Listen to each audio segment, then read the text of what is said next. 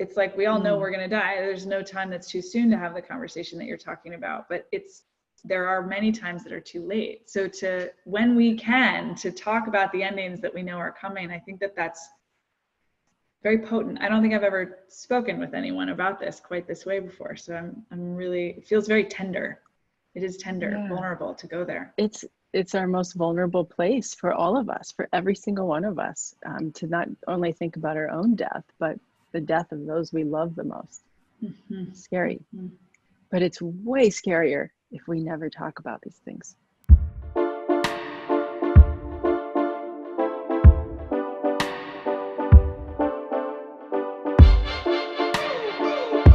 Hello. Welcome to the Success Sessions. My name is Jessie Johnson, and I am thrilled and honored to truly be meeting this amazing woman, Sierra Campbell. Thank you so much for being here.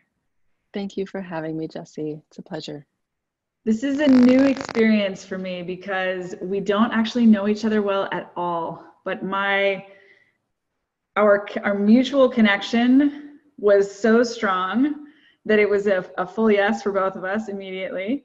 Elena Brower connected us and was like, you need to talk. Okay, great. I will basically do anything Elena tells me to do. Me too. She has that strange power over people. She uses it wisely though. Thank goodness. She does, very responsibly. And then when I did my own research, I was so touched by your work. And so I'm really, really excited to learn more about you and do that during this time of quarantine and share more of your mastery with the world. So thank you for being here. Beautiful. Thank you. Will you just tell us in your own words a little bit about your work in the world? My work in the world is helping people face end of life with grace, with openness, with less anxiety. And I've been doing this, I started at age 16 working in a nursing home, and now I'm 40. And I've taken some breaks here and there, but this has really been something that even when I've tried to escape it, it just keeps pulling me back in a beautiful way. Yes, it's amazing work, amazing work. I think that part of the reason that I was drawn to talk to you at this time is because, frankly, just because I'm diabetic and there's this virus going around that seems to be more threatening to those with diabetes. And I had just a very humbling reminder, that I will die. Yeah. Whether it's today or 3 months from now or 30 years from now or 300 years from now, unlikely that last one, but it feels like there's really a very valuable medicine that remembering our mortality brings that's somehow quite countercultural. Do you agree with that? I do agree with that. Yeah, the modern fast-paced world and this sort of world we're living in of anti-aging pushes people away. And I work with people frequently who have never, they've kind of refused to expose their own children to the elderly or taking them to a skilled nursing facility to see their family member, and they shelter them from sickness and even aging. Wow. And so I was certainly not raised like that. My family, we brought in all of our elders, we took care of them in our living room, and I held my grandmother's hand going into nursing homes when I was 5, 6, 7 years old to visit her friends. And she was my primetime babysitter. So, is that what made the difference, or did your parents also have a fundamentally different outlook than their peers, or at least those in their generation? Definitely not. My parents were always working. They were constantly, blue collar workers. My mother worked in a factory. My father was a butcher, and then he started working for Pepsi when I was an infant so that we could have good health insurance. It was all about health insurance. And they thought when I was 16 that this was crazy that I would go work at a nursing home. There was no real spirituality or deep discussion about death in my family whatsoever, except for my grandmother. And that was kind of incessant for her. She was obsessed with the Old Testament. She was obsessed with being present for people when they needed her. And I'm forever grateful to her. She's still here. She's 91. Wow. And yeah, actually, I remember my mother once sort of making fun of me for at 16 for working in a nursing home. And I started taking trainings. They'd offer them on the weekends, and they were like, you could make $1 more per hour if you have this training. And I was like, done, in, like, and pretty soon I was making a lot more than minimum wage, and I was gaining all of these skills, but ultimately I was gaining a ton of amazing friends. They just happened to be 80 plus, but they were the best listeners. They had the best stories, and they just loved having someone with them to listen. So there wasn't a part of my childhood, like, you know, where there was some spiritual thing. It was really, for me, born out of wanting a connection, a real connection. And I think in high school, it's really hard to find that. Yes. So powerful. I'm going slow because I feel like there's a transmission in your energy underneath the words that you're saying, in addition to the content. So it feels really important to be with you. Thank you. I want to know more about you, and I'm also feeling like right now here in the beginning, I would love to hear you, like, in this moment, anyone that's watching, they're, you know, 5-10 minutes in with us, what is one thing that they can do to get closer in a healthy way to aging, death, dying, particularly in this time of, I think a lot of people are more anxious about death and dying than they usually are. Can you give us some support around this topic? Yeah, a really simple thing is to pick up the phone and call the elderly people in your life. And a really super simple thing to do is to teach them to breathe deeply. This generation that's 70, 80 plus, this may sound so simple, but this little practice changes their life, and it's helping them to breathe deep into their lung. They've spent 8 decades breathing in their chest. And so just saying, hey, you know what, especially through this virus, we know that this is hard for the lungs. And the more that you practice this deep breathing, the stronger your immune system will be. So let's just do this for 2 minutes and get them to expand their belly on the inhale and on the exhale, navel to spine. And usually they giggle, you know, they're like, well, why are we doing this? But they immediately, something shifts for them. Wow. You know, and when it's the first time that they've really taken that deep breath into the lowest part of their lung, they're so grateful. And if it's usually an elderly woman, they tell every one of their friends. Wow. They get on the phone and they're like, oh my God, have you done this? And it's so good. And it's one way to connect that, you know, where you're not talking about the news, you're not talking about all the stuff that's going on that's creating stress. So that's a simple one. Just reach out, be more in touch with our elderly friends, our family members, and create those relationships, those friendships. So powerful to hear you say that. My first reaction was all 4 of my grandparents have now passed. But when I imagine calling them, 3 out of 4 it's like very difficult for me to imagine them being receptive to, frankly, me teaching them anything at all.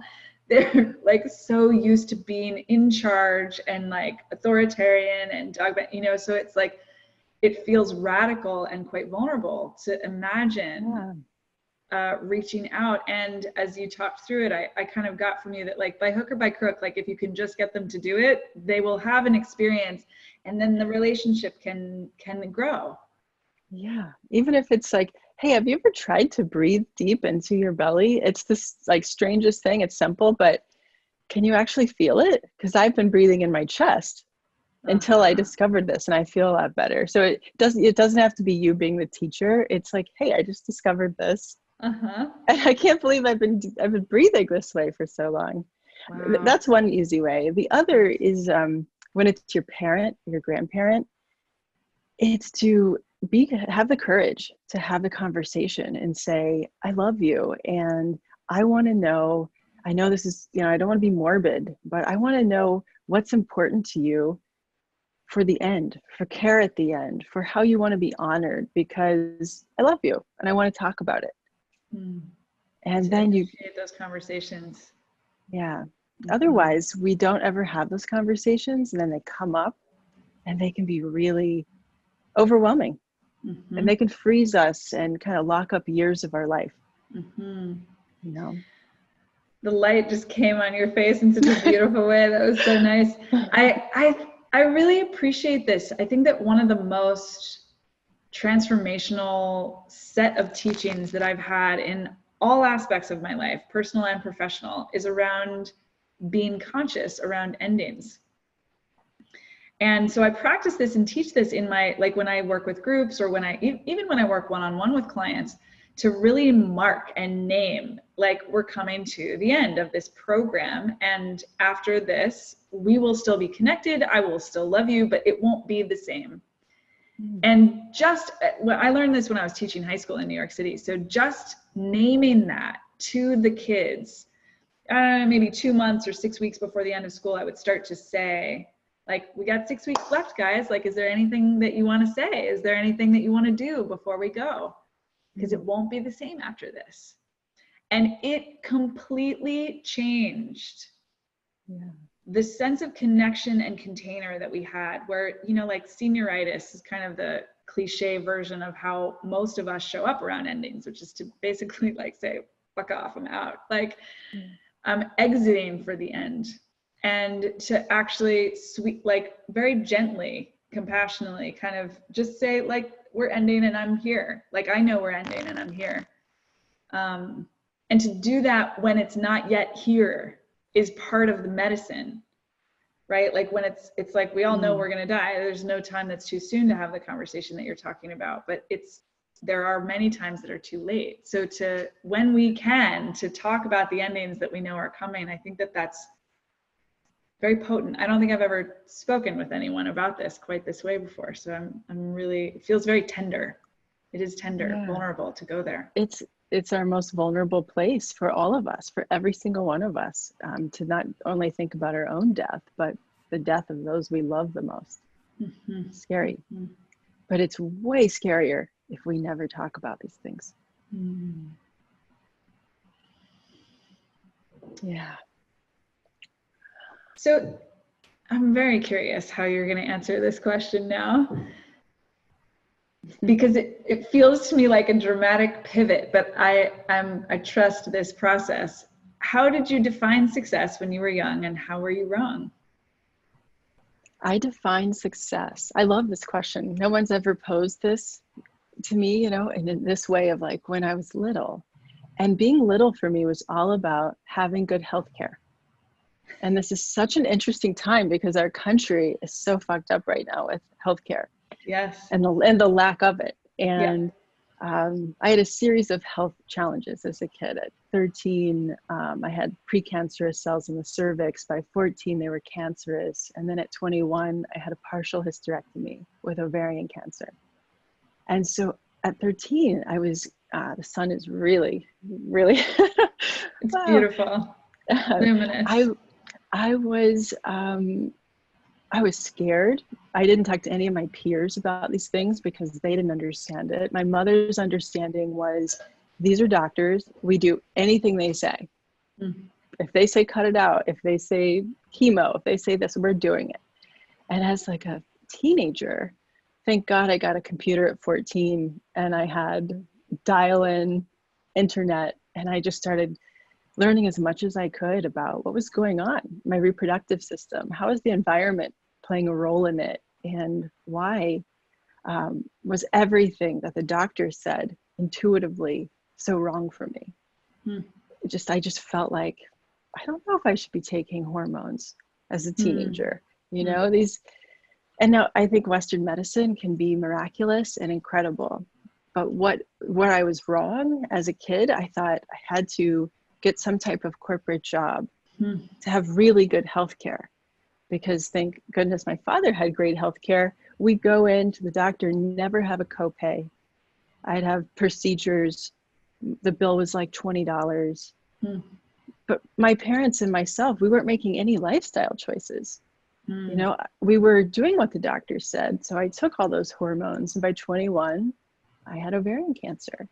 And so what I was doing wrong, when I had this picture of I needed to go to school. I have a degree in computer science and geographic information systems. And I spent most of my undergraduate outside of the time I was working and getting through school, learning about how to heal, how to be healthy, what kind of foods I needed to eat for hormone balance and stuff. It was like a whole other education that was my real healthcare. And so I went on this trajectory of like, I need to have healthcare. I need to have the premium covered. Well, I did all of this. I got a job with the National Oceanic and Atmospheric Association. They were all men. It's such an unhealthy environment for someone who was dealing with all this women's health stuff. And for the first time when I got there, I thought, why are there no women here? And then I literally kind of traced my steps back of, well, there really weren't any women in my computer science classes. I never really thought about this. And there I was. So once I got my health insurance policy, I learned that because of my pre-existing conditions, I had to pay the supplemental fee that was nearly half of my salary after taxes. And I was like, wow, this is really, nobody told me this. There was no guidebook for this. And I left it immediately. Wow. And yeah, so what I did wrong is I thought that's what I needed, was to have good health care. And luckily, I had been educating myself on what the real healthcare is and preparing myself. It's amazing. Hearing you talking about this is remarkable. Thank you for sharing so much of your story. There's just tremendous, I think, value in being that you're willing to share so much of these details. When you think about success now, you've spoken about it a little bit, but I'm curious. I guess I'm curious about two things. How do you define success now? And maybe a distinct question is, you know, you're kind of pointing to it, but what do you think good healthcare is now? Okay, the first question. Yeah. The first question is what? How do you find success now? Success. Success for me is about purpose. And I think when you're in alignment with your purpose, the money will flow, and we can go deeper into that later. For me, healthcare now is having a balanced life. You know, it's really, I wasn't able to have health insurance until Obama came into office. And I lived in this incredible fear that if I had to have another surgery, I would have to file bankruptcy. And there was, you know, I'd weighed this option every year. I would file the paperwork and I would get this astronomical rate because of pre-existing conditions. And I would just think, oh, I'm just going to have to be as healthy as I possibly can and avoid emergencies. And that fear, when it lifted, I learned to kite surf. I learned to surf. I started to do things I never would have done because I thought, what if I have an emergency situation? I just can't afford to, because there was no catastrophic insurance before Obama. I couldn't even get this. So, wow. So for me, balance and being able to have excitement and adventure in a very responsible way. But success for me is really about purpose. Because you can make money in so many ways and rip people off, but what are you going to feel like at the end of the day? And sitting with so many elders at the end of their life, I know what people think about at the end. And it's not about the money that they made. It's about the lives that they touched and the purpose that they were able to manifest in their life. So much here. There's so much here.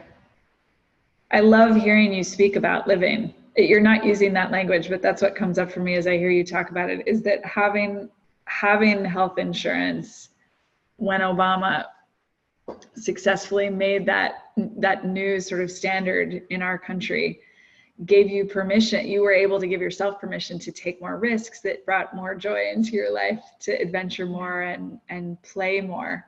So I feel my own delight hearing you share about that. I'm very, very happy to hear that. And I think it's also what a testimonial for that, that because it's a still controversial subject, and I think it's very powerful to hear you speak about what came into your life as a result of that.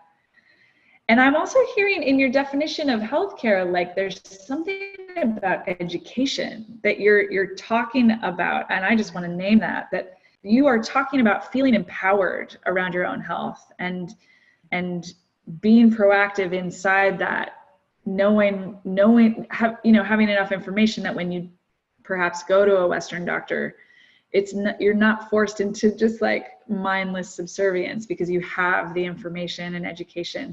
And also balancing proactive health with responsive or reactive healthcare. Absolutely. Very, very powerful.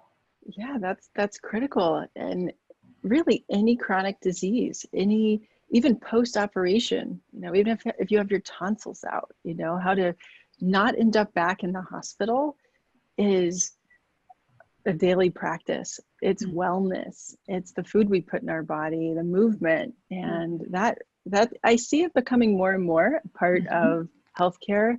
But my God, I hope in our lifetime we really get to see people like us who are really incorporating wellness into our life, that are helping us be healthier.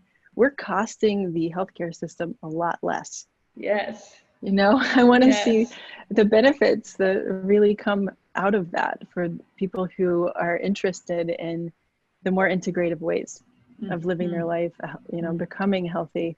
I would have loved for someone to grab my hand and say, instead of all these hormones, let's look at your diet. Let's look at your water. Where are you getting your drinking water? And just very basic things. Where are you breathing? Yes. Are you breathing into your belly? That's so powerful. I never talk about this professionally. I almost never talk about it at all, but it's the huge part of my life being diabetic. I was diagnosed 5 or 6 years ago. So it was late onset type 1 diabetes, autoimmune, pretty mysterious. Technology's improving every day. There's more and more resources for type 1 diabetics now than ever before, and that will just continue. And it's one of those bizarre things because I could have, it's like if I have 2 low blood sugar moments in a 24-hour period, I could die. It's possible. I don't have any experience of that seeming likely, but like technically it's possible that the diabetes could kill me immediately. But mostly it's like the long term, it's like this strange navigation. I'm responsible for keeping my blood sugar in this range. It's incredibly high maintenance. And it's unclear that it matters right now. Like it's unclear that it matters for 20, 40, 60 years. It's been so challenging for me to understand how to relate to this in a way that's helpful. And I think because of my spiritual orientation, I'm always looking at assuming that this is happening for me, not to me.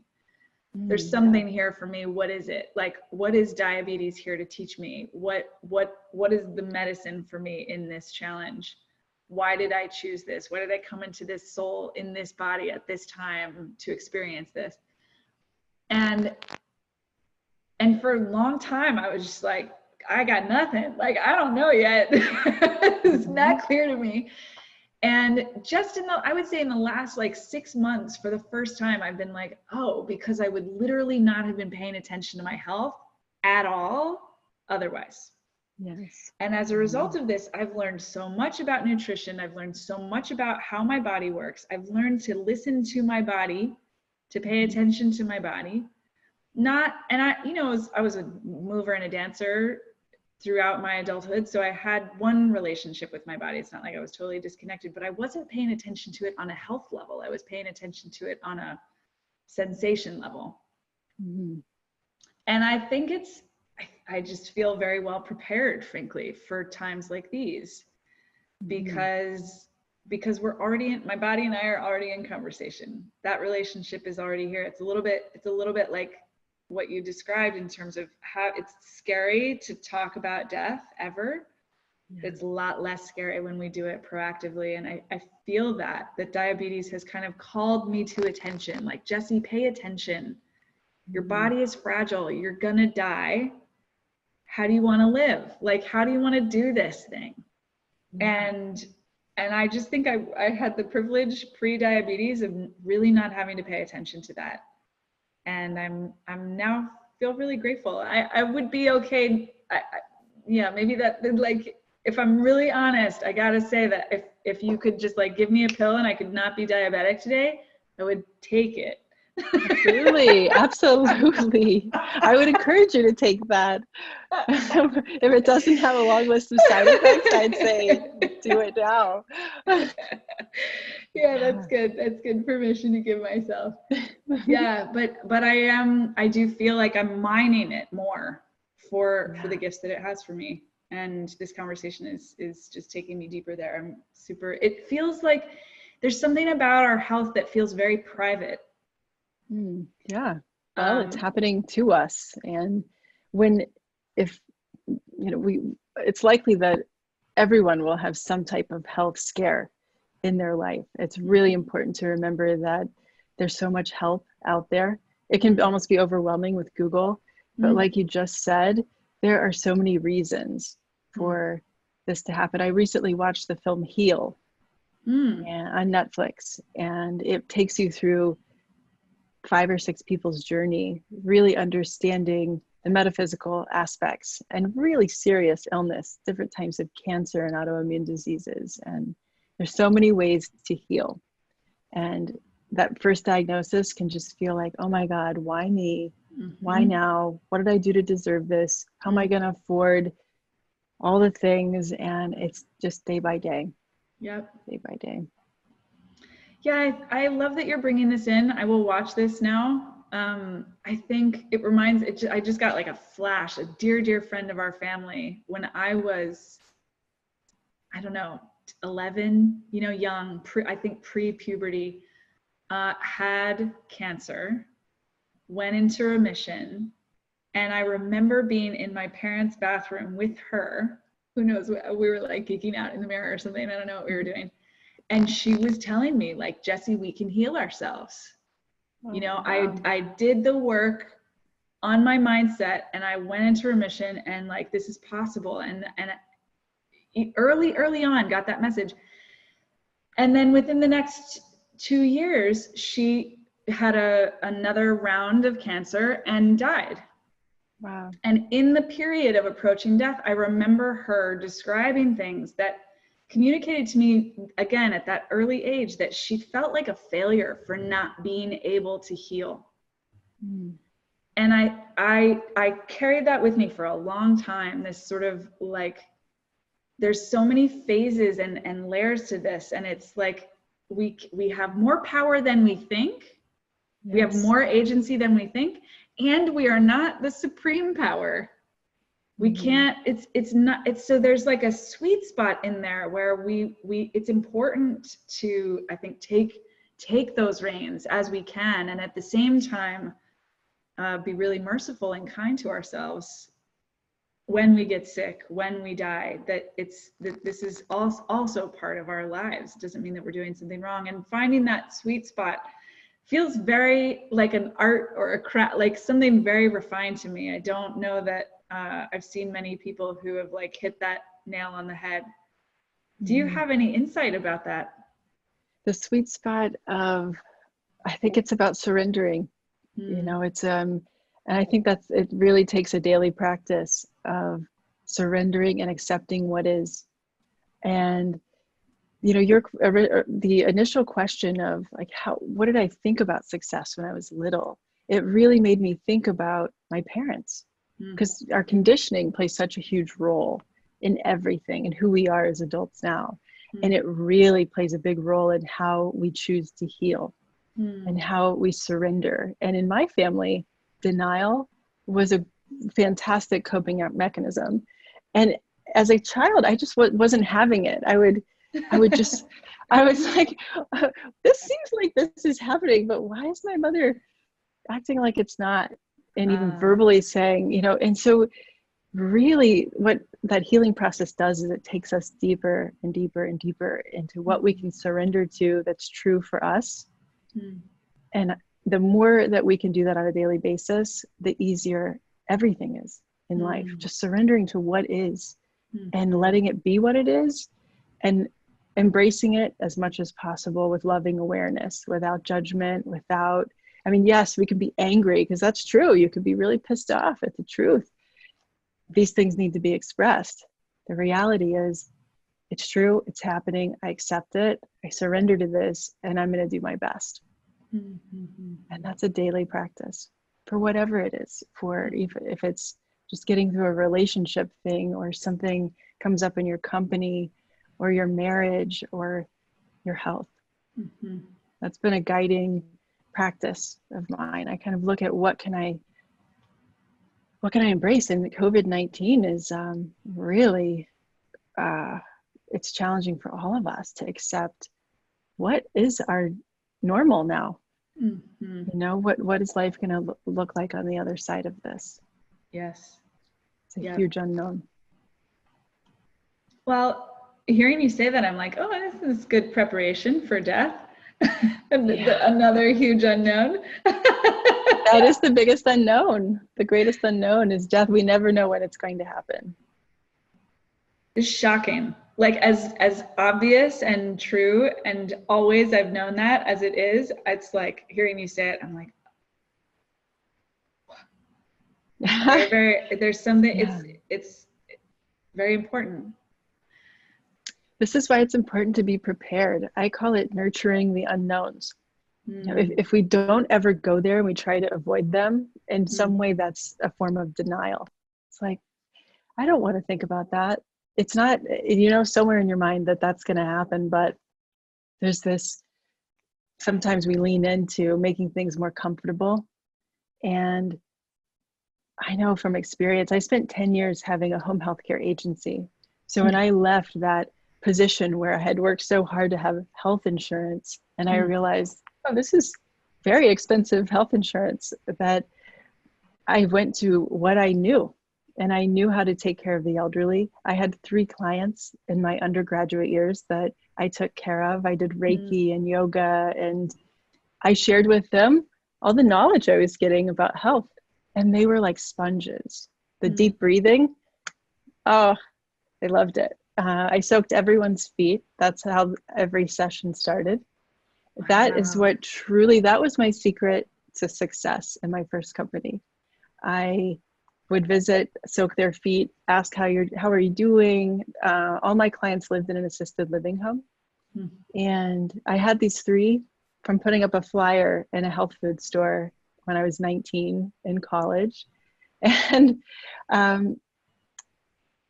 they became all of my grandmothers. And when I came back from that job, I had the opportunity to work for them more, but then I had an opportunity to work for all of their friends inside of this assisted living home. So within 3 years, I had 50 women that worked with me that were all contract workers, and they were, cleaning. They were doing all sorts of things. I taught them to do reflexology, Reiki, and yoga, and we were integrating their healthcare, their lifestyle, with integrative therapists in the community. So I had this huge Rolodex of them because I was going through my own healing. And I didn't mention also during that span of my life with reproductive health issues, I was in a car accident at 18, and I had to learn to walk again. My goodness. And so that's one of those things where I thought, why me? I didn't have a lot of time to think about it, but in my darkest hours, I was just so depressed, so depressed in my undergrad that I came out of that. I got rear-ended. So the person, I had some insurance money was covering all of my healthcare. And instead of having my spine fused, I had the opportunity to do integrative therapy. And I spent hundreds of thousands of dollars. Massage, reflexology, neuromuscular, acupuncture. And I took workshops. They would reimburse me to be certified. And because when you take a workshop like this in the healing arts, the majority of them, you're the best subject. You're really working on yourself, with yourself, and with your peers. And so these were amazing opportunities in my life and my late teen years to gather a lot of tools. And all of the elderly people that I visited just soaked them up. They loved it. And it just became a snowball effect. And that's when you're in your alignment, you're in your purpose, it just really flew. I loved it. I was there for 10 years. And I wouldn't have changed any of those 10 years. And then what's the difference between what you were doing then and what you're doing now, and why the change? The change for me was because I was in Indiana, and that's where I grew up. And I just wanted to go out. I live in New York now. I wanted to see the world and be outside of that bubble. I did my undergrad in Bloomington, and it was a liberal community in a pretty non-liberal state. But I just wanted to experience more life. And I had to stop taking clients in order to do that. So the last 2 years I traveled more. I would come back because I had been working with the majority of these clients for 10 years. Many of them had passed, but my very first client just passed away 2 years ago. Wow. She was one of the oldest living polio survivors. And I flew back and went to her funeral. One thing that's amazing about being a caregiver and being a part of someone's healthcare journey is this incredible sense of family. And that to me really embodies success. That I just feel that sense of tribe, and that's not about money. That is all about all the good feels and knowing if something happens to me, those people would be there for me. They're family members. So that's how powerful. It evolved for me. Yeah, it evolved where I would have still been there if I could have maybe expanded that in other places. Also, I was in my 20s. I had so much energy despite the health challenges I had. I was so burnt out. I didn't travel. I'd had my head down for those 10 years and I'd saved a lot of money, and I just wanted to take a break and explore the world and do other things. And I think so what's different is that I was visiting every day. And they were all all of my clients were in one facility, and I was the third party care provider. Got it. And now very different. Now I'm educating people. I'm online. I'll work with families to help create a care plan. We usually do that in 5 or 6 sessions. I give a ton of tools away for free, so families can do it on their own at nurture.co, or they can email me and say, you know what, we're struggling to get a clear plan. Can we do this? Can we do this together? It's almost like you're a consultant for a family as they prepare for this transition. It's interesting because the word consultant came through just in the way that you're talking about planning. Like, it almost made me think about financial planners and people who have that role of helping others think about the future. There's a lot of industries where that's happening, but you're also like a Sherpa, a spiritual mentor, holding this container for a very healing, transformational experience for these families. So absolutely. If they're in New York and I can be with them physically, I'm there for the end of life experience. And I volunteer with the Visiting Nurse Services in New York, and which just being part of a volunteer hospice program in your community is such a great experience, because you go to the classes in person, you meet this amazing community of people who are dedicating part-time or sometimes they're working as a chaplain or a social worker or doctor. And you get such incredible real life experience of not just hospice, but palliative care, how the healthcare system works. It is an incredible education, just being a volunteer. And I think a lot of people are really confused about what is hospice. And I want to address that because a lot of people will think hospice just comes in the very end, weeks or days. The reality is hospice comes in whenever a doctor feels like this person has within a year. So if you have a parent or grandparent and they're struggling and you ask their doctor, really, do you think there's like a year, 2 years? What do you think? And if they say, well, you know, with this condition or this, it could be a year or less, ask them to order hospice. And what happens when hospice is able to come in earlier, you get a lot more time with your loved one. And after 6 months or so, hospice will assess, or at that year, like, well, the person's still alive. That's okay. If it's still like, well, they might just have a year left, the doctor orders more hospice, and they receive education, loving, nurturing care. They have a volunteer network of visitors. They have a social worker. They have this team that you really can't get anywhere else in healthcare. That's beautiful. Thank you for sharing that. Yeah, and there are hospice programs everywhere, every state, Everywhere. and they're really, really different. Like in New York, you can't deliver them. You can't, there are lots of rules and regulations. Let's say if we go to small town Indiana or something, you can deliver a meal that you make yourself. You can, there are just different guidelines in every state. Yeah. And but the training, for me, I learned something new every time. I've done 5 different hospice trainings and in different states, and I love it. I learn something new every time, and I meet very angelic people where, you know, many of them have been at the bedside. In New York, there's a group of more than 100 women, mostly women, and they sing at the bedside, and they just volunteer, and they're in the program. They have to understand all the rules, regulations, and note taking and all the things. And so they're called the Threshold Choir.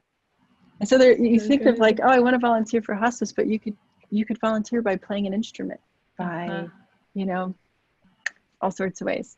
So beautiful. I mean, I'm very inspired right now, and I'm aware as you're speaking about it that the anxieties that I have are probably pretty common, pretty human. The piece that I feel is like, sometimes it's hard to keep your eyes open and look at the truth. And I think that's what we've been talking about the whole time. But there's a piece around that I just felt my kind of physical reaction, because I'm totally signing up for hospice. Before you even said it, I was like, I'm doing it, it's happening. And then I felt also my kind of physical reaction of like, this is going to be painful for me. To watch someone suffer, to watch someone die, to open up, to connect with someone who I know has a short time to live, to all those things. And I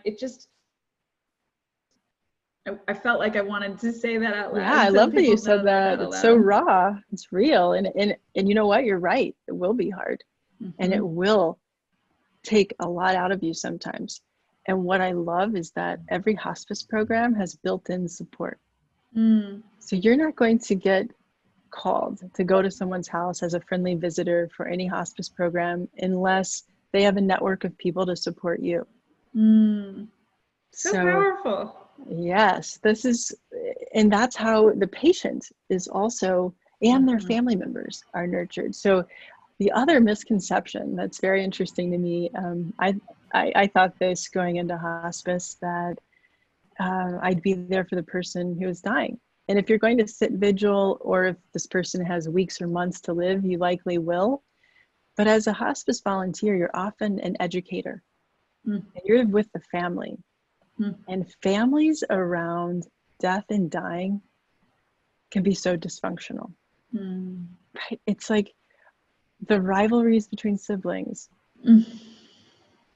that we would waste, like that we would waste this precious time when we have a loved one who's suffering.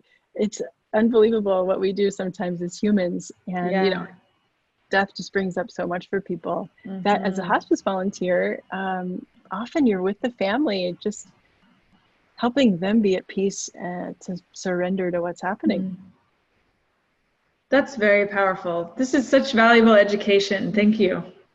Yeah, thank you for saying that.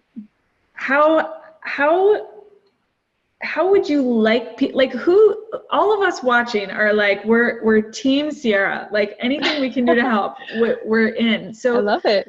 How do you want people to reach out to you? Who do you want to reach out to you? When is the right time for someone to reach out to you? When should they be going to hospice instead of you? Like, how can we know when to come to you for further support?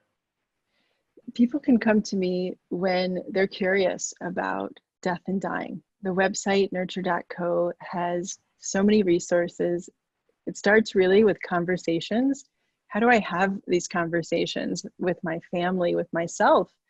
That all of these are free as well. There's how do I write an ethical will? So for a lot of people who are stuck in even thinking about a living will, an ethical will is so much easier. It's so much lighter. And what it is, it's not about material possessions. An ethical will is about the meaning and values that make me who I am. If I'm going to give things, physical objects to people, like that's what a living will is about, material possessions. I always tell people, have an ethical will that goes with it so that those people remember and know who you are and what your wishes are for them. And I have a 7-day guide that helps people write an ethical will. And it's kind of like, creative writing practices in the morning. And on the 7th morning, the structure of the letter is like right there so that people can write it looking at their notes. And I give an example of that where Obama wrote a letter to his daughters when he stepped foot in the White House and took his presidency. And it's a good reminder that this ethical will is something we can update and change, and we can actually give to someone now while we're living. And it's really a letter about your values and your wishes and blessings for those you love. I will be starting a Doula Certification course. So for people who want to dive deep with me, there is a national accreditation, the NEDA, N-E-D-A, for end-of-life doula.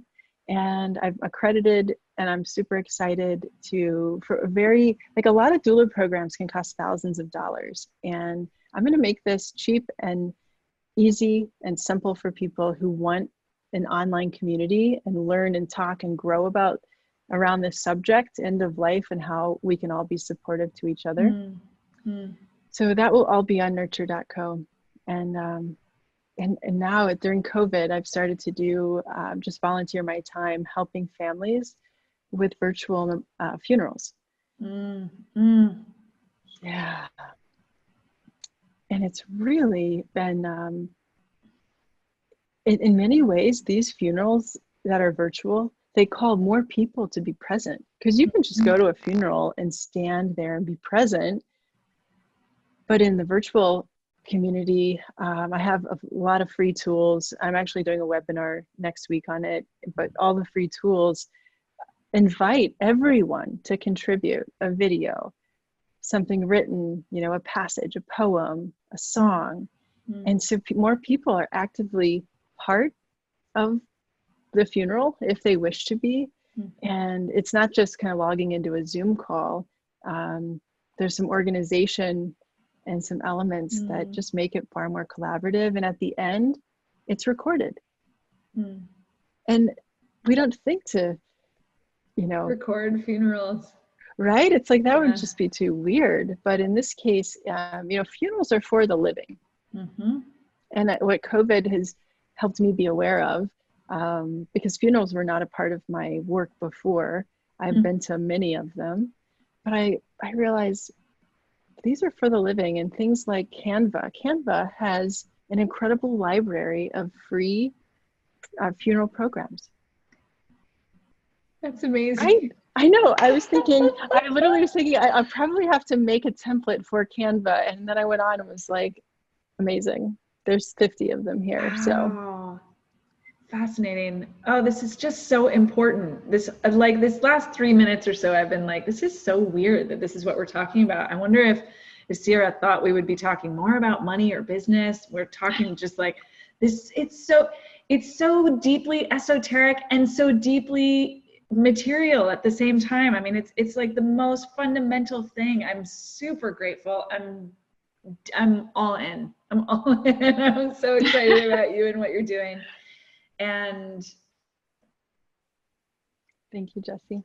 I feel the call to action. I mean, I'm going to take it. Like for me, exploring volunteering with hospice is very like top of mind, especially once this quarantine is over. Writing the ethical will and going through your resources around that is a big yes for me. I would encourage everyone who's here with us to start there. That just seems like such an easy place to go deeper. And then to stay tuned for this doula training. It just feels critical, actually. And I'm really inspired. So much of this time in quarantine it's like, we're just, everything's changing. We don't know how it's changing, but it's clear that it's changing. And, you know, we're seeing, like, we can see the Himalayas for the first time in decades. It's like, who knows what's going to happen, but we can't forget that this has happened. We can't forget what's possible. We'll never forget. And so I feel that the potentiality, I don't even actually know if that's a word, but the potential, let's say, of our culture around our relationship with death to change during these next weeks and months with your leadership and guidance. I just really want to hold that vision that actually as we exit the quarantine, when that happens, that part of what we're taking with us is a more intimate relationship with each other throughout all aspects of our human lives. And I'm just super grateful that you have been called to do this work and are doing it with such grace and ease and love and presence. Thank you. Thank you. Most of my life, people have been, hesitating to have these conversations, and COVID has my email inbox bursting, and for me there's a deep sense of gratitude that I can be available. I can be there for people through this. I think, for anyone who is going through, especially for people who have a career where you feel like it's not sexy, it's not exciting, right? It's like people talk about death when they have to. And for those of us who've been in this career for a long time, it's there's something very, very liberating. The experience of like, wow, it took a crisis, but here we are, and people really want to talk about it, mostly because they don't want to be scared anymore. It's like, fuck, we're gonna have to face this, and it may sound so mundane, but like, I did a funeral for someone who yesterday, they didn't have the passwords to, this woman didn't have the passwords to her husband's computer. And she just said, the very basic conversation of cremation and burial, they never had. Wow. And she's just, I don't want people to regret these things anymore. These are things that we'll all feel so much better when we have them. It's literally like a weight will be lifted off of us. And I have no doubt that all the anxieties we have on a daily basis will start to go away. That's amazing. What an inspiration. Thank you, Sierra. Thank you for having me, Jessie. Forever. Anything that I can do to support you, please let me know. Absolutely. I will share all these resources. You've done a brilliant job of just naming it over and over again, so it's very easy to remember, nurture.co. Everyone that is watching, please go there, explore the resources, experience more of these teachings through Sierra, and comment here in the comment section of the video. Let us know what you realize. Let us know any questions that you have. I read every single comment and respond personally. And if there's anything that needs my attention or Sierra's attention, I'll know it and connect those dots. So please give us your feedback and shout out. Sierra, thank you so much. My pleasure. Thank you. Thank you so much.